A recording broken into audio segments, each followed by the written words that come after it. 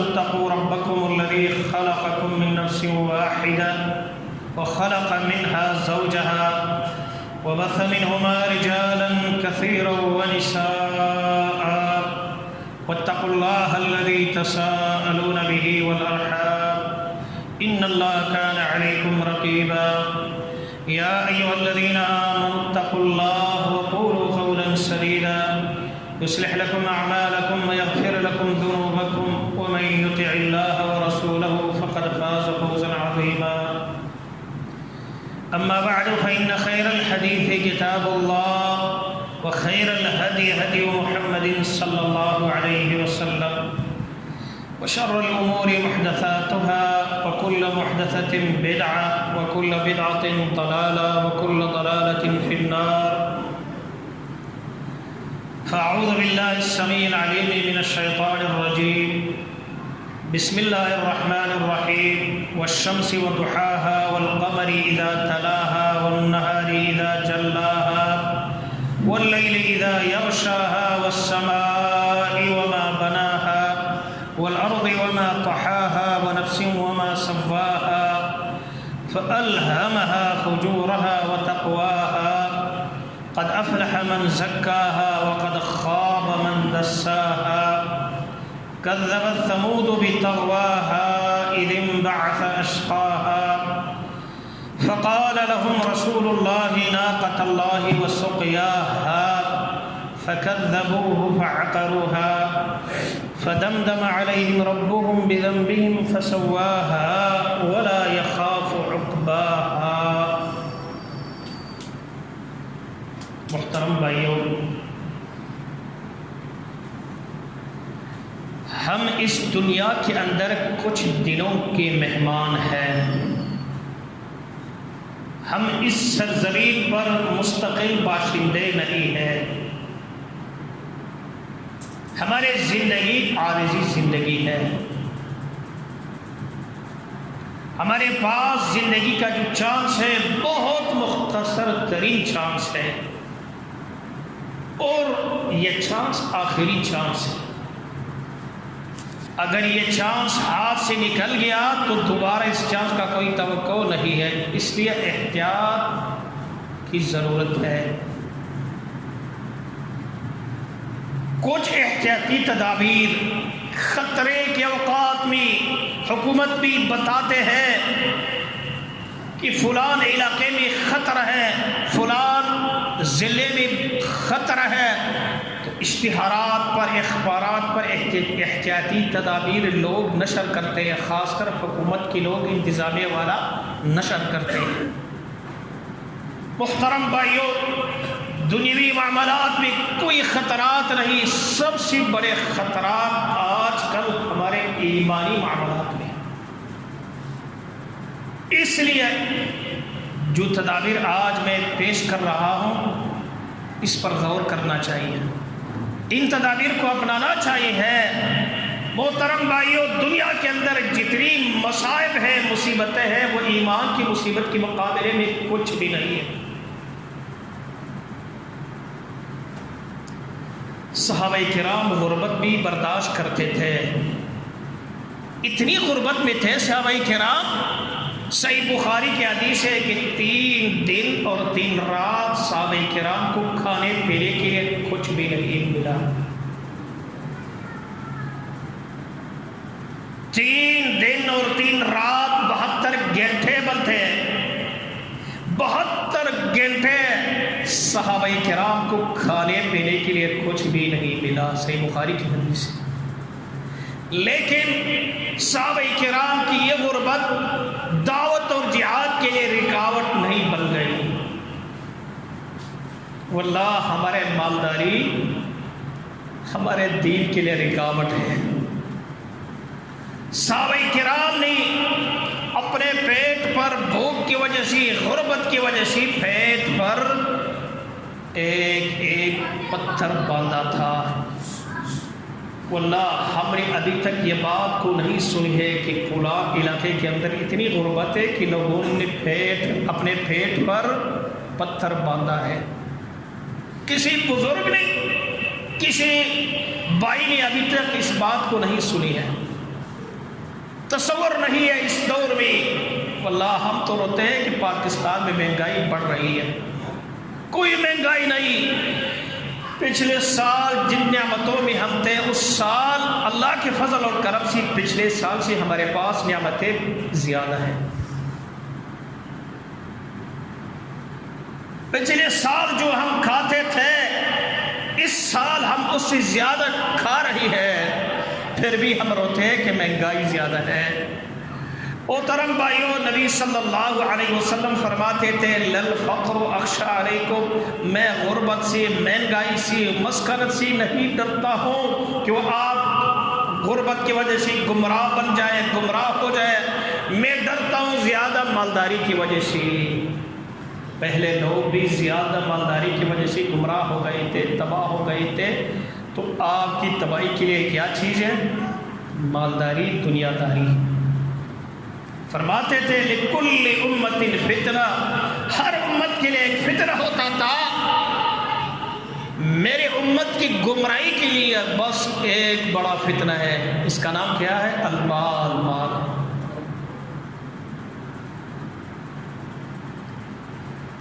صحابہ کرام کتنی غربت حالت میں تھے، 72 گھنٹے کچھ بھی نہیں ملا کھانے پینے کے لیے، پھر بھی لڑائی کے لیے کھڑے تھے،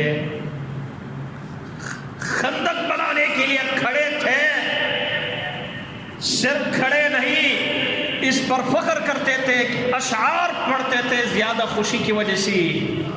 جب انسان زیادہ خوش ہوتا ہے تو پھر اشعار پڑھتا ہے،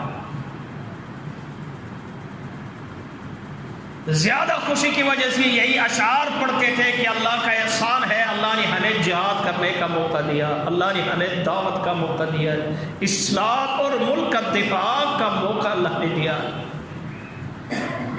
کیا اشعار پڑھتے تھے؟ یہ اشعار صحیح بخاری باقی کتابوں میں موجود ہے۔ نحن الذین بایعوا محمدا علی الجہاد ما بقینا ابدا۔ وہ لوگ بڑے کمزور ہیں، پیٹ پر پتھر باندھا ہے، 3 دن 3 رات 72 گھنٹے سے کچھ نہیں ملا ہے کھانے کے لیے، اور خوشی کے ساتھ یہی پڑھتے ہیں کہ نحن الذین بایعوا محمدا، ہم وہ خوش نصیب لوگ ہیں جنہوں نے بیعت کی ہے محمد صلی اللہ علیہ وسلم کے ساتھ جہاد پر ہمیشہ کی۔ جب تک زندگی ہے تو ہمارے بیعت نبی کے ساتھ جہاد۔ اللہ کے نبی صلی اللہ علیہ وسلم جب یہ حالات دیکھتے تھے تو کیا فرماتے تھے؟ فرماتے تھے اللہم لا عیش الا عیش الآخرہ، یا اللہ عیش و عشرت تو آخرت کے، دنیا کا کوئی عیش و عشرت نہیں ہے۔ واللہ اطمینان دین میں ہے، سکون دین میں ہے، خوشی، راحت، برکت دین میں ہے۔ دنیا کے اندر اسبابوں میں کوئی نعمت، کوئی راحت، کوئی خوشی، تسلی نہیں ہے۔ تسلی کس چیز میں؟ دین میں۔ بڑے مالدار لوگ پریشان ہیں، نہیں سو سکتے ہیں، سونے سے پہلے آرام کی گولی کھاتے ہیں، لیکن جن کے پاس دین ہو اللہ، اس کے گھر کے اندر بھی اطمینان، سکون، اس کی زندگی کے اندر بھی راحت، اللہ اس کی زندگی میں بڑی عزت ہوتی ہے، لوگ اس کی عزت سے ملتے ہیں۔ تو محترم بھائیوں، صحابہ کرام کس کو مصیبت سمجھتے تھے؟ دنیاوی مصیبت کو مصیبت نہیں سمجھتے تھے۔ نبی صلی اللہ علیہ وسلم کی حدیث ہے، فرماتے تھے پرانے لوگ، انبیاء کرام، پرانے اچھے نیک لوگ دنیاوی مصیبتوں پر اتنا خوش ہوتے تھے جتنا آپ لوگ گفٹ پر خوش ہوتے ہو۔ وہ دنیاوی مصیبتیں کو کیا سمجھتے تھے؟ اللہ کی نعمت۔ دنیاوی مصیبتوں کو اللہ کی نعمت سمجھتے تھے۔ کبھی بھی دنیا کی نعمت کے بارے میں کسی کے ساتھ، دنیا کی مصیبت کے بارے میں کسی کے سامنے شکایت اور شکوے نہیں کرتے تھے۔ ہر حالت میں کیا کہتے تھے؟ الحمدللہ۔ ہر حالت میں کیا کہتے تھے؟ الحمدللہ۔ حدیث ہے، نبی صلی اللہ علیہ وسلم فرماتے تھے جب کسی کا بیٹا فوت ہو جائے، دنیا کے اندر سب سے پیاری چیز کیا ہوتے ہیں؟ بچے، اولاد، بڑی مصیبت ہے، لیکن اللہ کے سامنے کلمۃ الشکر ادا کرے کہ الحمدللہ. مشکات میں صحیح حدیث. دیا بھی اللہ نے تھا، لیا بھی اللہ نے. اللہ کا مال تھا، اللہ نے دیا، اللہ نے لے لیا. میں اللہ اپنے رب کا ناشکری نہیں کروں گا. ہر حالت میں اللہ کا شکر گزار ہو. اللہ فرشتوں سے پوچھتا ہے کہ آپ نے میرے بندے کا بیٹا لے لیا، میرے بندے کی کیا کیفیت تھی؟ فرشتے جواب دیں گے کہ اللہ کلمۃ الشکر پڑھتا تھا کہ الحمدللہ الحمدللہ. اللہ کی طرف سے کیا پیغام ملتا ہے فرشتوں کو کہ اس میرے بندے کے لیے جنت کے اندر کسی خاص گھر کا انتظام کر لو، بنا لو. اس گھر کا نام رکھو بیت الحمد. صحابہ کرام دنیاوی مصیبت کو مصیبت نہیں سمجھتے تھے. دنیاوی مصیبت کی بات کیا پڑھتے تھے؟ انا للہ. اپنے آپ کو تسلی دیتے تھے. تسلی کے لیے یہی پڑھتے تھے کہ انا للہ، ہم اللہ کے بندے ہیں اور ہم اپنے رب کی طرف واپس جائیں گے. ہم کچھ دنوں کے عارضی مہمان ہیں دنیا میں. یہ عارضی نعمتیں ہمارے پاس تھے، وہ ہم سے اللہ نے واپس لے لیا، چھین لیا. ہم کبھی بھی اپنے رب کا ناشکری نہیں کریں گے. ہم اللہ کے ہیں، اللہ نے دیا واپس لے لیا. لیکن جب دینی مصیبت ان کو پہنچتے تھے روتے تھے. جب اسی تکبیری اولیٰ رہ جاتا تھا، ایک رکعت رہ جاتے تھے، بڑے پریشان ہوتے تھے، روتے تھے. دینی مصیبت کو مصیبت سمجھتے تھے. محترم بھائیو، کیا وجہ ہے کہ ہم دنیاوی مصیبت کے بارے میں روتے ہیں، دینی مصیبت کے بارے میں پریشان نہیں ہوتے؟ کیا وجہ ہے؟ وجہ یہی ہے کہ ہم نے اپنے اوپر کام نہیں کیا.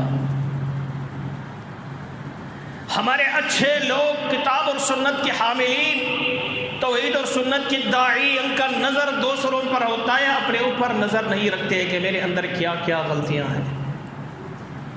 سب سے پہلے اپنے اوپر نظر رکھنا چاہیے. سب سے زیادہ اپنے اوپر نظر رکھنا چاہیے. سب سے اہم ترین ابتدائی مرحلہ کیا ہے کہ ہم اپنی اصلاح کر لیں. اس کے بعد دوسروں کی اصلاح کے لیے کوشش کرنی چاہیے. واللہ جو خطبہ میں نے آپ لوگوں کے سامنے پڑھا، محمد الرسول اللہ صلی اللہ علیہ وسلم ہمیشہ اس خطبے کو جمعے کی تقریر سے پہلے سناتے تھے صحابہ کرام کے سامنے. عید کی تقریر سے پہلے یہی خطبہ سناتے تھے. درس اور تدریس سے پہلے، نکاح کی ایجاب اور قبول سے پہلے یہی کلمات نبی صلی اللہ علیہ وسلم صحابہ کرام کے سامنے سناتے تھے کہ ان الحمد للہ نحمدہ ونستعینہ ونستغفرہ ونعوذ باللہ من شرور انفسنا. اس خطبے کے اندر جو نبی صلی اللہ علیہ وسلم ہمیشہ سناتے تھے، اس کے اندر ایک جملہ ہے. اس جملے کے اندر غور کرنا چاہیے. وہ کون سا جملہ ہے؟ اللہ اکبر، قابل غور، قابل فکر. فرماتے تھے وَنَعُوذُ بِاللَّهِ. اللہ کے نبی صلی اللہ علیہ وسلم ریاض الجنہ اپنے منبر کے اوپر کھڑے تھے. نیچے صحابہ مبشر بالجنت تھے. انبیاء کے بعد سب سے بہترین لوگ کون تھے؟ صحابہ. اللہ کے نبی صلی اللہ علیہ وسلم ان کو کیا سناتے تھے؟ ان کے سامنے کیا فرماتے تھے؟ وَنَعُوذُ بِاللَّهِ مِن شُرُورِ أَنفُسِنَا. ہم اللہ سے پناہ مانگتے ہیں اپنے نفسوں کے شر کے بارے میں. واللہ ہم تو اپنے آپ کو پاکیزہ سمجھتے ہیں کہ ہم سے اچھے دنیا میں کوئی نہیں ہے. جس نے یہ سمجھا کہ میں سب سے اچھا ہوں، اس کے اندر منافقت ہے. اور جس نے یہ سوچ کیا اور یہ سمجھا کہ میرے اندر غلطی ہے، انشاءاللہ میں اپنی غلطیوں کا ازالہ کروں گا، اس کے اندر صحیح پختہ سچائی بات. اللہ کے نبی صلی اللہ علیہ وسلم جمعے کے دن کیا فرماتے تھے؟ لوگ تو ظاہری صفائی کر کے آتے تھے نماز کے لیے، نہاتے تھے، اچھے کپڑے پہنتے تھے، خوشبو لگاتے تھے، مالش لگاتے تھے، سرما لگاتے تھے، صف اول میں صفائی کے ساتھ ظاہری صفائی کے ساتھ بیٹھتے تھے. لیکن اللہ کے نبی صلی اللہ علیہ وسلم باطنی تزکیے کے بارے میں بھی ان کو سمجھاتے تھے کہ جس طرح ہمیں آج ظاہری صفائی کی ہے اسی طرح باطنی صفائی بھی ہونی چاہیے. باطنی صفائی کیا ہے؟ ہمارے دل کے اندر دنیا کی محبت زیادہ نہ ہو، ہمارے دل میں اللہ کی محبت غالب ہو دنیاوی محبت پر، ہمارے دل میں قرآن کی محبت، اسلام کی محبت، عبادتوں کی محبت، نمازوں کی محبت غالب ہو دنیاوی محبت پر. اگر دنیاوی محبت غالب ہو جائے تو ہمارے دل کے اندر نجاست ہے، گندگی ہے، اس کے دل پھر اس دل میں شر ہے جس کے بارے میں اللہ کے نبی صلی اللہ علیہ وسلم فرماتے تھے وَنَعُوذُ بِاللَّهِ مِن شُرُورِ أَنفُسِنَا. اگر ہمارے دل میں حسد ہو تو ہمارے دل میں شر ہے، اگر ہمارے دل میں ایک دوسرے سے نفرت ہو تو ہمارے دلوں کے اندر شر ہے، جس کے بارے میں نبی صلی اللہ علیہ وسلم فرماتے تھے وَنَعُوذُ بِاللَّهِ مِن شُرُورِ أَنفُسِنَا. دوسری بات، صحابہ میں سے سب سے افضل ترین کون سی ہستی تھی؟ ابو بکر صدیق. انبیاء کرام کے بعد جو سب سے پہلے جنت میں جائے گا اس شخص کا نام ہے ابو بکر صدیق رضی اللہ.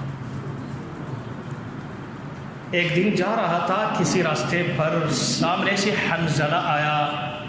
حنظلہ سے پوچھا کہ بھائی کیا حال ہے؟ اس نے کیا جواب دیا کہ حنظلہ تو منافق ہے. منافق کیوں؟ فرمایا جب ہم اللہ کے نبی کے سامنے ہوتے ہیں تو ہمارا کیفیت اور ہوتی ہے، جب ہم گھروں میں جاتے ہیں تو ہماری کیفیت اور ہوتی ہے، اس لیے ہمارے اندر نفاق. ابو بکر صدیق نے غور کیا، غور کرنے کے بعد انہوں نے کون سی بات بتا دی حنظلہ کو کہ میری بھی یہی کیفیت ہے. دونوں جائیں گے نبی کے سامنے، نبی سے پوچھیں گے. ابو بکر صدیق اپنے ایمان بھی ڈرتے تھے.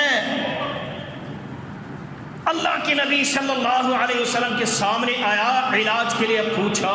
کیا ہم علماء کرام سے پوچھتے ہیں کہ میرے اندر منافقت ہے، میرے اندر شر ہے، میں اپنا اصلاح کس طرح کر سکوں؟ واللہ تو ڈاکٹروں کے پاس جاتے ہیں، اپنے علاج کے لیے مال بھی خرچ کرتے ہیں، دوائی بھی لیتے ہیں، پرہیز بھی کرتے ہیں، لیکن اپنے ایمان کے بارے میں ہم ڈاکٹروں کے پاس نہیں جاتے. اپنے بدنی امراض کے بارے میں، بدن کے اندر جو بیماری ہے اس کے بارے میں ہم جانتے بھی ہیں کہ آج میرے سر پہ درد ہے، آج میرے معدے میں پرابلم ہے، آج میرے بیوی لو ہے، آج میرے شوگر کی کیا کیفیت ہے. ہم سمجھتے ہیں ان بیماریوں کے بارے میں بھی، لیکن ایمان کی بیماریوں کے بارے میں ہم بالکل جانتے نہیں. ہمیں پتہ بھی نہیں چلتا ہے کہ میرے اندر آج کیا بیماری ہے، کیا وجہ ہے میری نفرت فلان شخص سے، کیا وجہ ہے میرا دل نہیں لگتا ہے فلان بھائی کے ساتھ،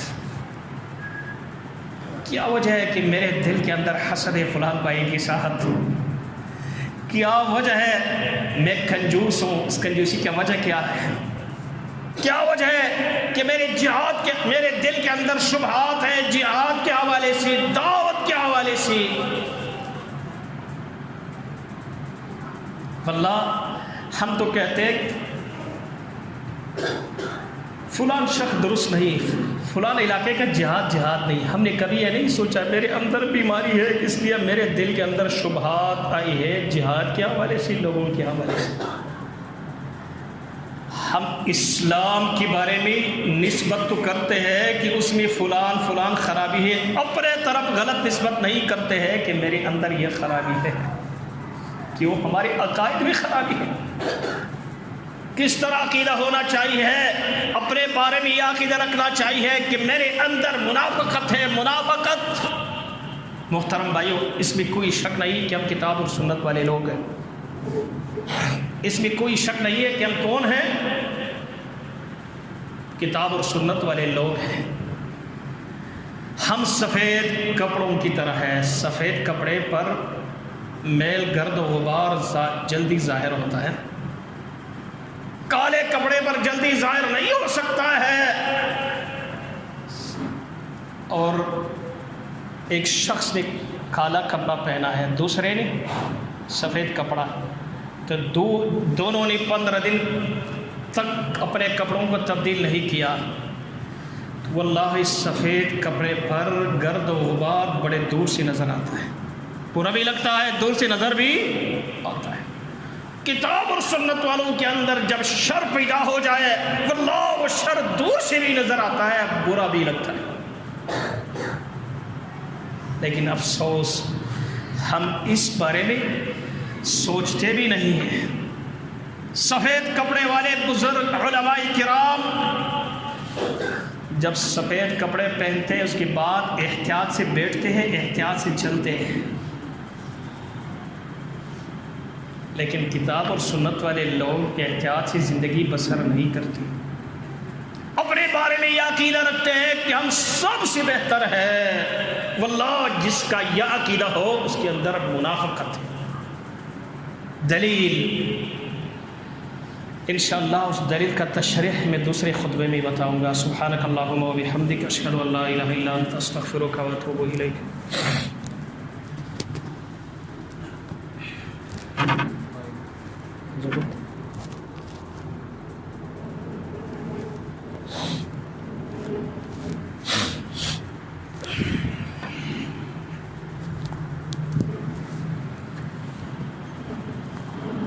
نحمدہ و نصلی علی رسولہ الکریم۔ محترم بھائیوں، اس امت میں سب سے افضل ترین شخص کون تھے؟ نبی صلی اللہ علیہ وسلم کے بعد ابو بکر صدیق تھے، اس کی بات کون؟ عمر فاروق۔ عمر فاروق رضی اللہ عنہ کی 3 فضائل میں آپ کے سامنے رکھتا ہوں۔ پہلی فضیلت، اللہ کے نبی صلی اللہ علیہ وسلم فرماتے تھے لو کان بعدی نبیا لکان عمر بن الخطاب، اگر میری بات نبوت کا کوئی چانس ہوتا تو کس کے لیے ہوتا؟ عمر کے لیے۔ بہت بڑی بات ہے، اس سے بڑھ کر کوئی فضیلت نہیں ہو سکتی۔ لیکن نبوت ختم ہو گئی، میں خاتم الانبیاء والرسل، میری بات کسی نبی کا کوئی چانس نہیں، لیکن اگر ہوتا تھا تو نبوت کا مستحق کون تھا؟ عمر فاروق رضی اللہ عنہ۔ بہت بڑی بات ہے، بہت بڑی فضیلت۔ دوسری فضیلت، اللہ اکبر، نبی صلی اللہ علیہ وسلم فرماتے تھے کہ اے عمر، جس روڈ، جس راستے، جس گلے کے اندر آپ گزرتا ہے، آپ کی بات شیطان اس راستے، گلی، روڈ سے نہیں گزر سکتا۔ شیطان کے اندر اتنی جرات نہیں ہے کہ جس راستے پر آپ چلے جائے، گزر جائے، کہ آپ کی بات شیطان وہاں سے نہیں گزر سکتا ہے۔ اللہ اکبر، بڑی فضیلت۔ مختلف اوقات میں انہوں نے، عمر فاروق رضی اللہ عنہ نے نبی صلی اللہ علیہ وسلم کو مشورہ دیا۔ تقریباً 10 مواقع پر احادیث کے اندر 3 کا تذکرہ ہے، جب سب جمع ہو جائے تو 10 بنتا ہے۔ مشورہ دیتے تھے نبی صلی اللہ علیہ وسلم کو، اللہ کے نبی صلی اللہ علیہ وسلم ان کے مشوروں کو توجہ نہیں دیتا تھا، عرش والے رب نے ان کے مشوروں سے قرآن بنا کر اتار دیا۔ بڑی بات ہے، اتنی فضائل عمر رضی اللہ عنہ کی۔ ابو بکر صدیق کی خلافت کی بات، وہ خلیفہ بن کے 4 خلفاء نبی صلی اللہ علیہ وسلم کی بعد سب سے اچھی خلافت، مضبوط ترین خلافت کس کی خلافت تھی؟ عمر رضی اللہ عنہ کی۔ ایک دن اپنے بارے میں انہوں نے سوچا، کیا عمر کے اندر منافقت تو نہیں ہے؟ ڈر گیا. صحیح بخاری میں یہ واقعہ موجود ہے. آیا کس کے پاس؟ حذیفہ رضی اللہ عنہ کے پاس آیا, کہنے لگا کہ حذیفہ آپ نبی علیہ السلام کی رازدار تھے, نبی صلی اللہ علیہ وسلم راز والے باتیں آپ کو بتاتے تھے, منافقوں کا نام بھی آپ کو بتایا تھا, ہم میں سے کسی کو نہیں بتایا منافقوں کا نام, صرف آپ کو بتایا تھا. اللہ کے لیے مجھے یہ بات بتا دیجئے کہ میرا نام ان منافقوں کے ناموں کے ساتھ تو نہیں ہے. عمر رضی اللہ عنہ اپنے ایمان پہ ڈرتے تھے. ہمیں سوچنا چاہیے کہ ہم اپنے ایمان پہ ڈرتے کیوں نہیں ڈرتے؟ محترم بھائیوں, جب کسی شخص کے پاس دو قسم کرنسی ہو, جعلی کرنسی بھی اصلی کرنسی بھی, جب وہ ڈاکوؤں کی علاقوں سے گزرتا ہے تو اپنی اصلی کرنسی پر ہاتھ رکھتا ہے, دھیان بھی اسی کرنسی پر رکھتا ہے. جس جیب میں 2 نمبر کرنسی ہو واللہ کوئی توجہ نہیں رکھتا ہے, لے لے جو لے لے کسی کام کا نہیں. صحابہ کرام کا ایمان اصلی کرنسی کی طرح تھا, اس لیے اپنے ایمان پہ ڈرتے تھے. ہمارا ایمان جعلی کرنسی 2 نمبر کرنسی کی طرح ہے, اس لیے ہم ڈرتے نہیں. محترم بھائیوں, جب کسی گھر میں سونا ہو, گھر کے دروازے نہ ہو, 4 دیواری کم ہو, علاقہ ڈاکوں کا علاقہ ہو, ان کے پاس پسٹل کچھ بھی نہ ہو, قریب تھانہ بھی نہ ہو, واللہ وہ پورے رات نہیں سو سکتے, جتنا بھی دلیل ہو نہیں سو سکتا ہے. وہ ڈرتا ہے کہ میرے پاس قیمتی چیزیں ہیں, اور جس کے پاس پرانے چیز ہو, جتنا بھی بزدل ہو, اطمینان آرام کے ساتھ سو جاتا ہے کیونکہ پاس کچھ ہے نہیں. علماء کرام لکھتے ہیں اپنی کتابوں میں کہ اچھے ایمان, پکے ایمان کا پہچان کیا ہے. کہتے ہیں جو اپنے ایمان پہ ڈرتا ہے ان کا ایمان پکا ہے, جو نہیں ڈرتا ہے اس کے ایمان بھی کمی ہے. محترم بھائیو, امام بخاری رحمۃ اللہ علیہ نے ابن ابی ملیکہ رحمۃ اللہ علیہ کی روایت کو نقل کی. ابن ابی ملیکہ رحمۃ اللہ علیہ فرماتے تھے کہ میری ملاقات ہوئی 30 صحابہ کرام سے, سب اپنے ایمان پہ ڈرتے تھے کہ ہمارے ایمان میں منافقت تو نہیں ہے. ہمارے نگاہیں دوسروں پر تو ہے لیکن اپنے اوپر نہیں ہے. سب سے پہلے اپنے اصلاح کی ضرورت ہے. محترم بھائیوں, اس لیے ہم اپنے اصلاح کے بارے میں ہم نے کوشش نہیں کی ہے, اس لیے ہمیں پتہ نہیں ہے کہ عبادات کے اندر کتنے حلاوت ہوتے ہیں. اللہ اکبر. صحابہ کرام جب نماز پڑھتے تھے اگلی نماز کے انتظار میں رہتے تھے کہ نماز کا وقت کب آئے گا. بور ہوتے تھے, مسجد جانے کے لیے انتظار کرتے تھے, واللہ مواقع تلاش کرتے تھے کہ ہم کچھ تلاوت پڑھ لیں, کچھ تلاوت کر سکیں. عیادت کے لیے دور دور جاتے تھے, رشتہ داروں کی ملاقات کے لیے دور دور تک جاتے تھے, واللہ لوگوں کو معاف کرتے تھے, لوگوں کو معاف کرتے تھے. ہم کیوں معافی کسی کو نہیں دے سکتے ہیں؟ ہم کیوں انتظار نہیں کر سکتے تھے؟ اپنے ائمہ کا انتظار نہیں کر سکتے ہیں. کیوں نہیں کر سکتے؟ ہم نے اپنے اصلاح پر کوئی کوشش نہیں کی ہے. ہم باقی لوگوں کے بارے میں دیکھتے ہیں, سوچتے ہیں, نگاہ رکھتے ہیں, اپنے اوپر کسی نے ابھی تک توجہ نہیں کیا ہے. محترم بھائیوں, سب سے اہم ترین مسئلہ یہی ہے. اگر کوئی شخص عالم بن جائے, پختہ عالم, پورے دنیا کے اندر نمبر 1 عالم بن جائے, اور ان کی وجہ سے پورے دنیا کے مسلمانوں کا اصلاح بھی ہو جائے, لیکن وہ خود ان کے اندر اصلاح موجود نہ ہو, جہنم چلے جائے, اللہ ہم اس طرح زندگی کی کوئی ضرورت نہیں. ہمیں اس طرح علم کی کوئی ضرورت نہیں کہ خود جہنم چلے جائے, ان کی وجہ سے سارے دنیا کے لوگ درست بن جائیں. سب سے پہلے اپنے اسلام کی توجہ رکھنا چاہیے. جو آیات جس سورت کی تلاوت میں نے آپ کے سامنے کی، اس سورت کا نام کیا ہے؟ سورۃ الشمس. اس سورت کے اندر اللہ رب العالمین نے کتنا مرتبہ قسم لیا؟ 11 مرتبہ. اللہ کی بات ہمیں قسم کے بغیر منظور ہے یا نہیں ہے؟ ہم مسلمان لوگ ہیں، مومن لوگ ہیں، لیکن جب بات کے اندر اہمیت زیادہ ہو تو اللہ رب العالمین تاکید سے سختی سے بات کرتا ہے. جب بات میں اہمیت اور بھی زیادہ ہو تو اللہ رب العالمین کبھی 1 مرتبہ قسم، کبھی 2 مرتبہ، کبھی 3، کبھی 4، کبھی 5 سے زیادہ قسم کسی صورت کے اندر موجود نہیں. اس مسئلے کی وضاحت کے لیے کہ ہم محتاج ہیں اپنے صفائی کے لیے، اپنے اصلاح کے لیے.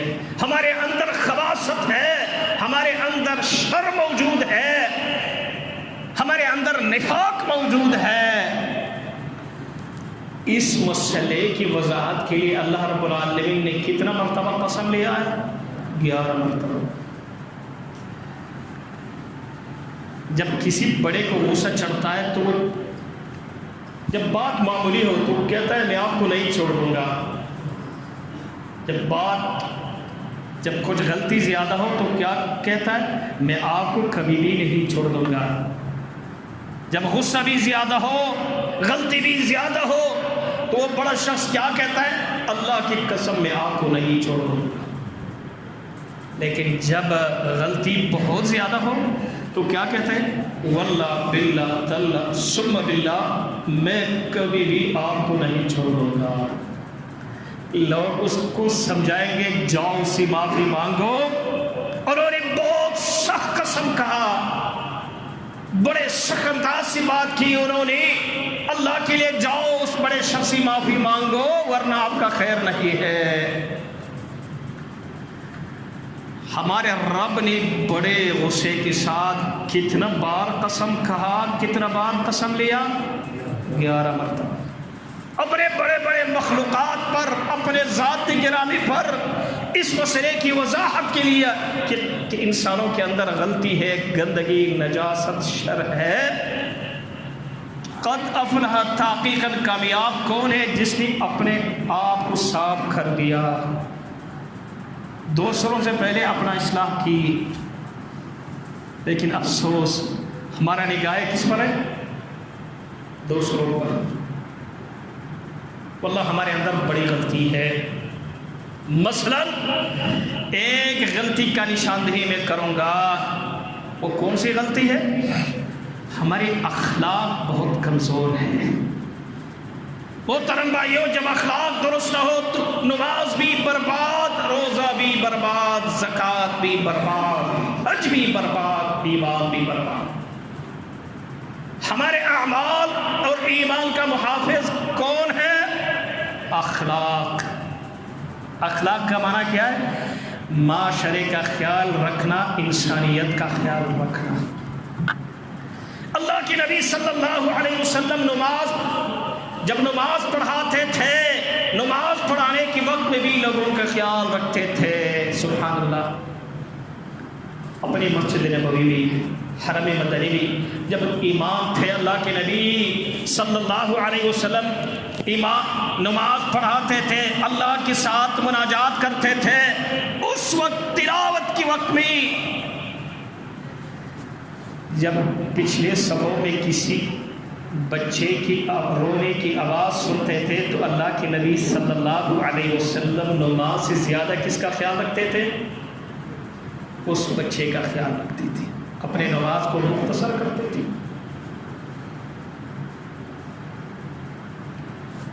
عشاء، نماز عشاء کا بہترین افضل ترین وقت کون سا وقت ہے؟ جو دیر سے نماز پڑھا جائے. اللہ کے نبی صلی اللہ علیہ وسلم فرماتے تھے میں اس لیے پہلے وقت میں نماز پڑھاتا ہوں تاکہ لوگوں کے لیے مشقت نہ بن جائے. اللہ کے نبی صلی اللہ علیہ وسلم ہمیشہ عشاء کا وقت افضل وقت میں عشاء کی نماز نہیں پڑھاتے تھے، پہلے وقت میں پڑھاتے تھے، کیوں؟ لوگوں کے خیال کرتے تھے۔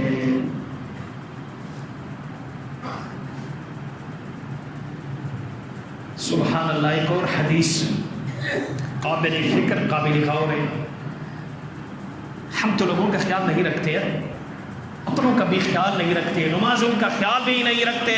نبی صلی اللہ علیہ وسلم فرماتے تھے جو شخص دیر سے آتا ہے اور بعد میں لوگوں کے کندھوں پر چھلانگ لگاتا ہے، صف اول کے لیے اپنے پاؤں لوگوں کے اوپر سے آتا ہے، ان کے کندھوں کے اوپر سے آتا ہے صف اول کے لیے، فرمایا نبی صلی اللہ علیہ وسلم نے کہ یہ شخص پہلے صف کے لیے نہیں آتا ہے، اس نے پل بنایا جہنم جانے کے لیے۔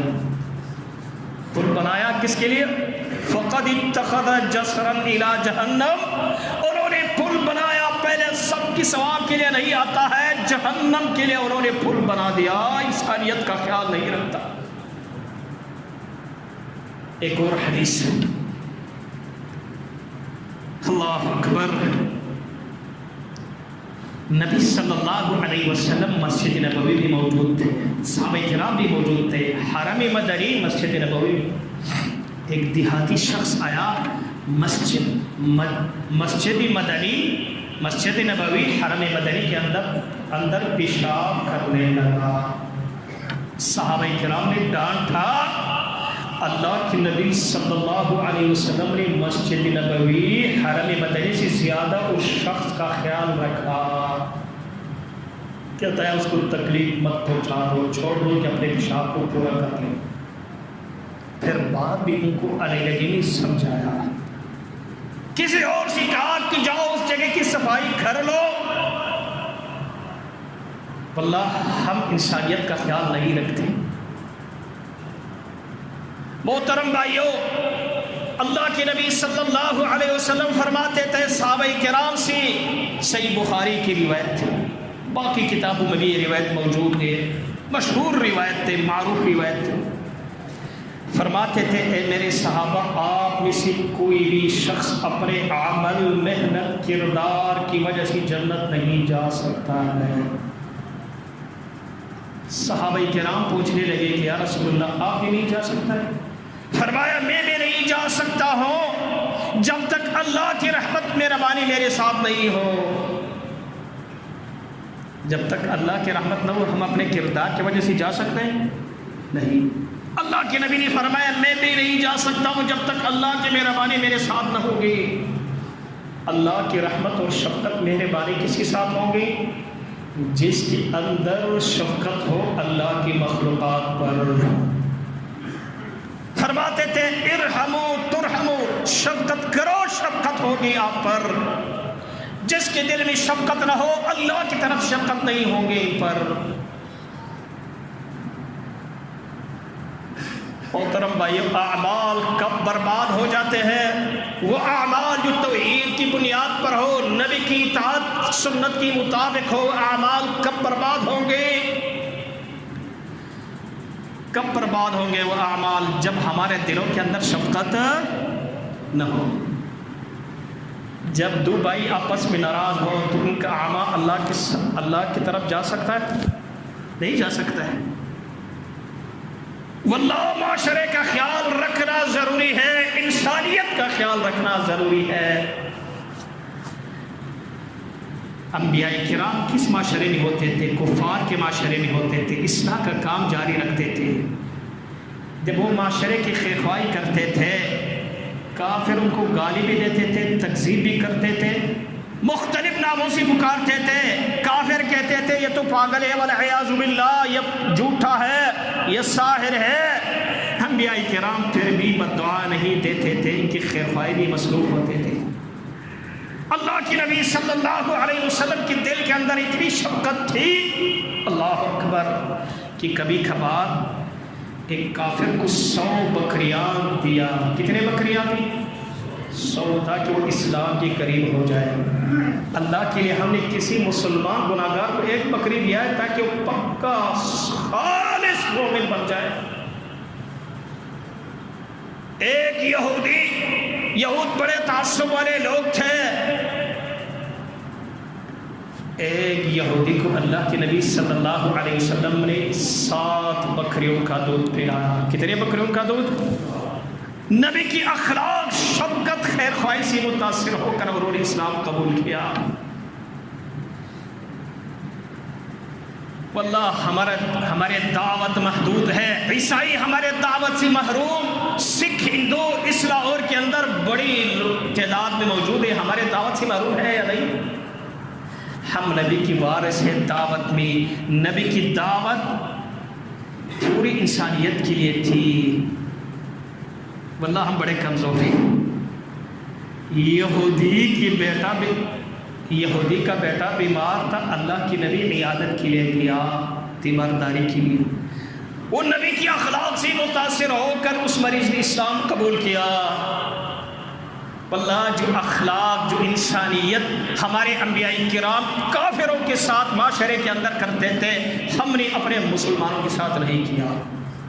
بس ہم بہانے بناتے، اس کے اندر غلطی، شرک، بدعات، خرافات۔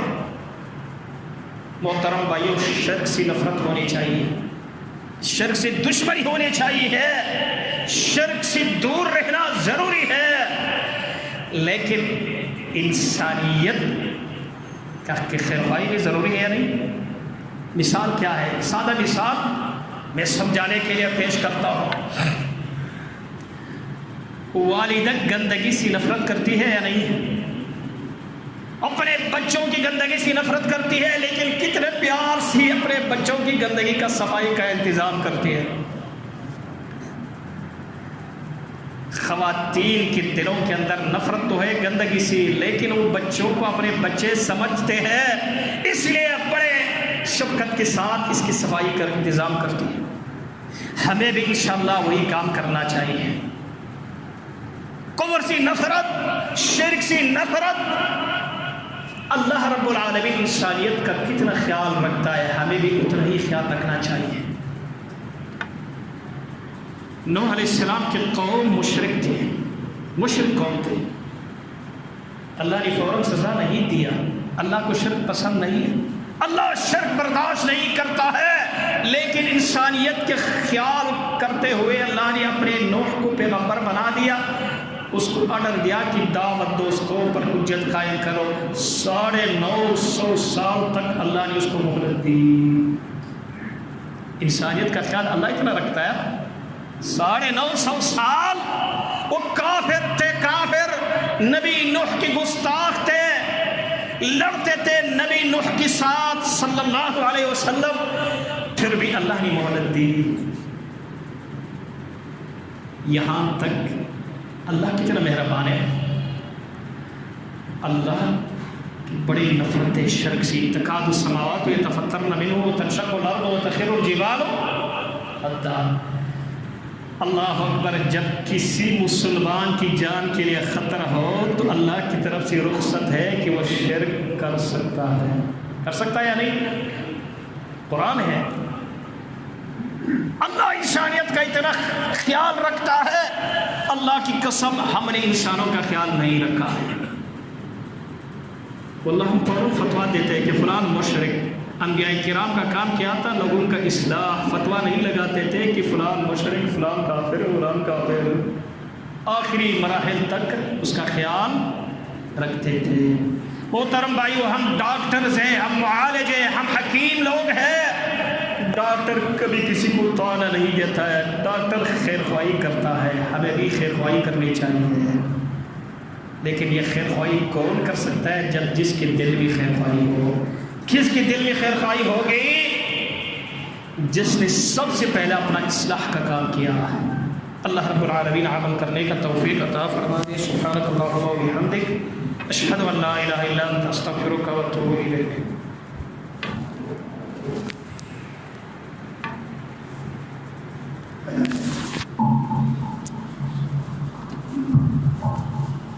اتقوا ربكم الذي خلقكم